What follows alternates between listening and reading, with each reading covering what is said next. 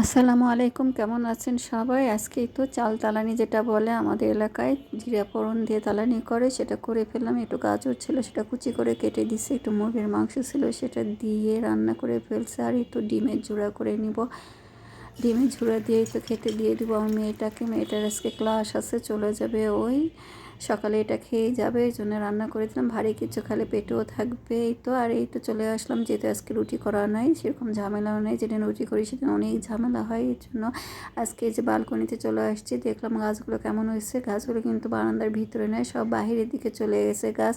বারান্দায় গাছ দিলে এক সমস্যা, সব বাহিরের মানুষ দেখতে পায়, আমরা ভিতর থেকে দেখতেই পাই না। এই জন্য বাইরে থেকে একটু আমি ভিডিও করে নিলাম, ছবি উঠালাম। বাইরে অনেক ফুল কিন্তু দেখাই যায় না, শুধু ক্যামেরা বন্দি করছে। এখন দেখতে পাচ্ছি বাইরে কত সুন্দর ফুলগুলো ফুটে আছে।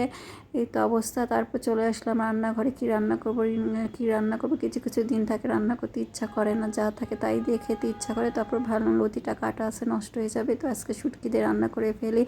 এটা ছোট মাছের শুটকি। এই তো শুটকিটা আগে কেটে পরিষ্কার করে ধুয়ে নিছি। তারপরে এই তো দিলাম রসুন, তো দিতেই হবে বেশি করে। পেঁয়াজ দিয়ে তো ভেজে নিচ্ছি, মশলা টশলা দিয়ে কষে নিব মাছটা।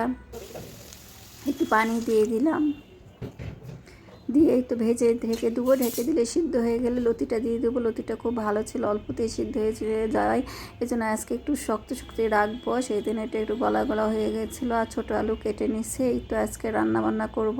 আর তরকারিও আছে অনেকগুলো, কারণ ছুটির দিন এগুলো শেষ না করলে অফিসের সময় ফ্রেশ ফ্রেশ তরকারি রান্না করে দেবে, এগুলো থেকেই যাবে। এই জন্য ভাবলাম বুটের ডাল রান্না করা আছে, সবজি আছে। আর এই তো লতিটা রান্না করে নিলাম, এটা দিয়ে আজকে খেয়ে নেব ভাত দুপুরবেলা। আর লতি শুটকির তরকারি দুপুরে ছাড়া রাতে খাওয়াও যায় না, পেটে গ্যাসের মতো লাগে, কারণ মশলাযুক্ত খাবার আর একটু ঝালমরিচ আলো খারাপ, রাতে খাওয়াও যায় না। রাতে যদি কিছু হয় অন্য কিছু করে নেবো। এই তো রান্নাটা উঠিয়ে দিয়েছি, এটা কষে টষে রান্না করব।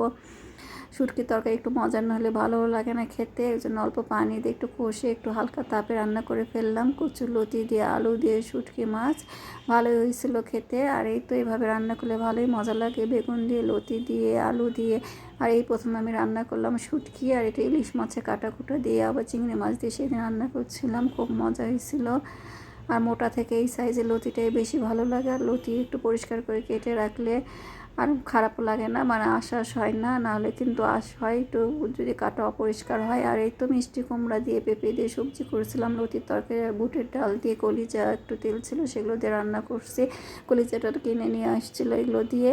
আর এই তো আজকে দুপুরে খেলাম আমরা এগুলো। আর নারকেলটা একটা গিফট করছিল একটা ভাবি, সেটা নিয়ে নিছে অনেক দিন পরে। এভাবে নারকেল দিয়ে মুড়ি দিয়ে খেলাম। এটা কিন্তু নারকেল করে চিনি দিয়ে মুড়ি দিয়ে খেতে ভালো লাগে। তো আপনারা কে কে এভাবে নারকেল খান? তো আমাদের অনেক গাছ ছিল নারকেল, এভাবে প্রায় খাওয়া হতো। তো ভালো